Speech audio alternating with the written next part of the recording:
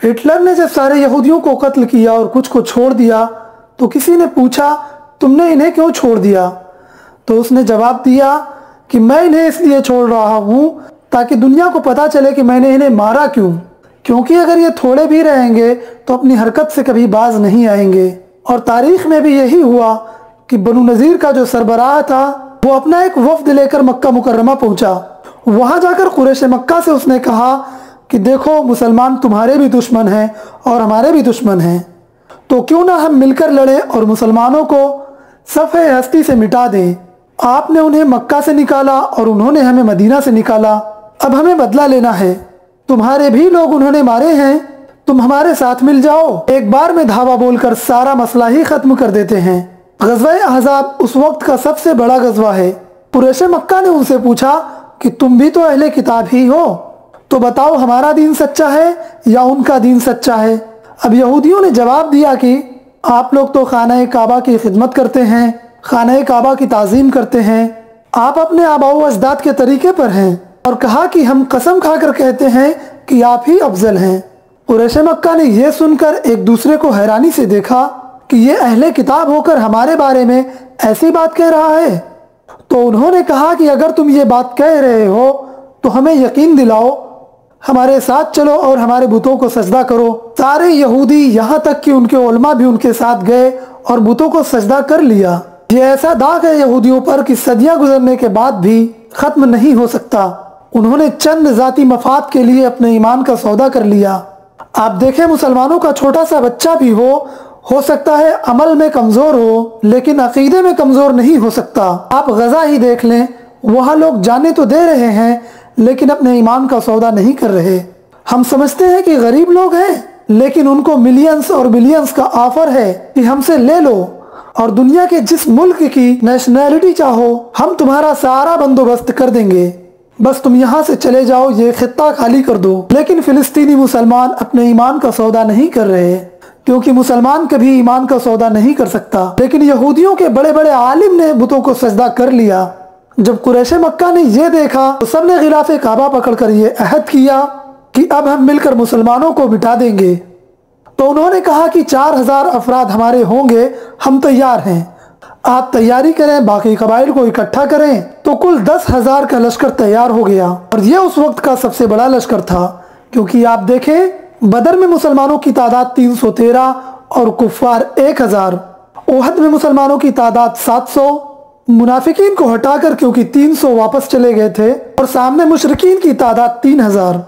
लेकिन गज़वे अहज़ाब में, अहज़ाब को अहज़ाब इसलिए कहा जाता है, हिज़्ब की जमा है अहज़ाब, उनकी तादाद 10 से 12,000 और मुसलमानों की तादाद 2 से 2,500। अब जब यह खबर पहुंची सैयद आलम सल्लल्लाहु ताला अलैहि वसल्लम को, देखिए मुसलमानों के पास उस वक्त भी इंटेलिजेंस का ऐसा निज़ाम था कि अपनी रियासत के बारे में बाखबर रहा करते थे। तो जब हुजूर को उनके हमला की सारी तफसीलात मालूम हो गईं तो आका अलैहिस्सलातु वस्सलाम ने तमाम असहाब को इकट्ठा किया। अब जो बात मैं अर्ज करने लगा हूँ ये आज की गुफ्तगू का हासिल है, बड़ी तवज्जो से इस बात को ज़हन नशीन कीजिएगा। हुजूर ने अपने तमाम असहाब को इकट्ठा किया और उनसे मशवरा किया कि इतनी बड़ी तादाद में कुफार हम पर हमला करने वाले हैं, हमें क्या करना चाहिए। तो कुछ सहाबा ने कहा कि हम मदीने से बाहर निकलकर दिफा करेंगे और कुछ ने कहा कि हम मदीने में रहकर ही दिफा करेंगे। फारस से आए हुए एक सहाबी हजरत सलमान फारसी रज़ियल्लाहु ताला अन्हु ने अर्ज की, या रसूलल्लाह सल्लल्लाहु ताला अलैहि वसल्लम, हमारे यहाँ जब हमलावर की तादाद ज्यादा होती थी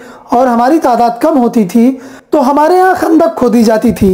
मदीने के 3 एतराफ में तो आबादी है, दुश्मन वहां से लश्कर नहीं ला सकते, तो बेहतर होगा कि उस सिमत जहां से दुश्मन हमलावर हो सकता है, यानी जबल सलाह के पास जहां सबा मसाजिद तामीर हैं, एक तरफ पहाड़ जहां सहाबा ने खेमे लगाए और उसके दरमियान ये खंदक खोदी गई हैं। मेरे हुजूर ने उनकी इस राय को पसंद फरमाया और तमाम अकाबिर सहाबा ने भी इस राय को पसंद फरमाया। फिर पूछा गया खंदक खुदेगी कैसे, तो उसके बारे में भी उन्होंने पूरी डिटेल्स बताई कि उसकी चौड़ाई 9 मीटर होगी और गहराई 5 मीटर होगी। पूरी लंबाई में यह खंदक खोदी जाएगी जहां से दुश्मन के आने का खतरा है, यानी शुमाल की जानिब से पूरी खुदाई होगी। तो यह खुदाई होगी कैसे, इतनी बड़ी खुदाई और उधर दुश्मन तैयारी कर रहा है, टाइम कम है, तो इस काम को कैसे किया जाए। तो मेरे आका अलैहिस्सलातु वस्सलाम ने 10-10 असहाब की ड्यूटी लगाई, 10-10 असहाब को डिवाइड किया कि 40-40 गज यानी 10 अफराद 40 गज की खुदाई करेंगे, उसके बाद अगले 10 40 गज की, ताकि ये 10-10 अफराद अपनी जगह पर खुदाई करेंगे तो टाइम पे ये काम मुकम्मल हो जाएगा।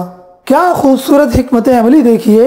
अब इस वाक़े में क्या मैसेज है वो समझिए कि जब मुश्किल हालात हो गए, दुश्मन मुत्तहिद होकर घेरने की तैयारी कर रहा है, तो उस वक्त मेरे आका अलैहिस्सलातु वस्सलाम ने क्या काम किया? मशवरा किया। यानी आपका भी कोई मसला हो तो सबसे पहले मशवरा करें। और उसके बाद आप देखिए कि फारस से आने वाले सहाबी की टेक्निक को इस्तेमाल किया गया। उस दौर की ये मुनफरिद टेक्निक थी, यानी अरब तो उससे वाकिफ भी नहीं थे कि ये क्या चीज है, और यही खंदक ही उस गजवे की कामयाबी का सबब बनी। अब आज के दौर में ना तो हम कोई मशवरा करते हैं, ना ही कोई टेक्निक सीखते हैं। वहाँ फारस से आने वाले से टेक्निक सीखी जा रही है, लेकिन हम तो खुद को ही अक्ल कुल समझ बैठते हैं। अब उसके बाद काम की तरतीब देखिए। 10-10 असहाब की ड्यूटी लगाई गई और आका करीम सल्लल्लाहु ताला अलैहि वसल्लम ने भी अपने खेमे वहीं लगा दिए। यानी हुजूर खुद भी मौजूद हैं और दुनिया ने ये मंजर भी देखा कि मेरे आका खुद भी मिट्टी निकाल रहे हैं, खुद भी खंदक खोद रहे हैं। यानी लीडरशिप का कैसा उसूल दिया मेरे आका अलैहिस्सलातु वस्सलाम ने। मौसम भी सख्त है, धूप है, खाने को भी कुछ नहीं।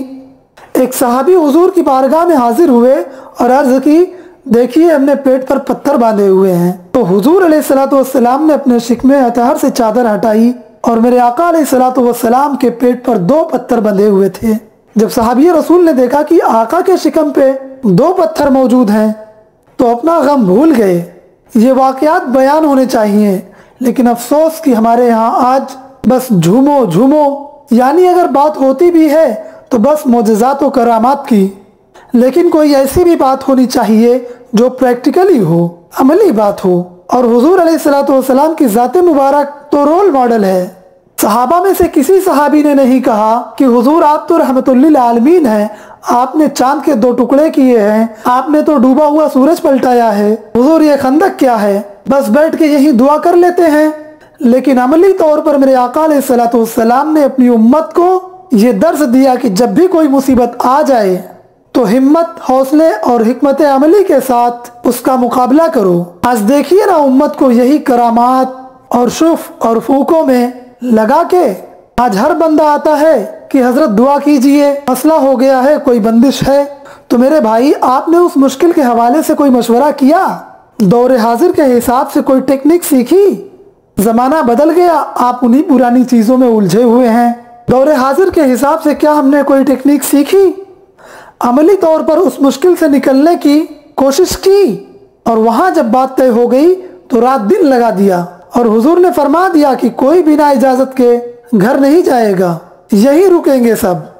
हुजूर के घर वाले भी साथ वही हैं। तो जब खून पसीना एक होता है ना, तो मुश्किलात से इस तरह निकला जाता है। हम सिर्फ रोना रोते हैं और फिर वही करामात को सुन सुनकर हर बंदा यही चाहता है कि कोई फूंक मार दे और मेरा काम हो जाए। और फिर वो शोबदेबाज शुफ शुफ करने वाले सारे नाजिल हो जाते हैं, क्योंकि उनको भी पता है कि ये कौम यही चाहती है। और अमली तौर पर कोई काम बताओ तो लोग भाग जाते हैं। मेरे हुजूर की सीरत अमली सीरत है। हुजूर की जिंदगी का एक एक लम्हा हमारे लिए बेहतरीन नमूना है, और यही बात कुरान ने हमें सिखाई है।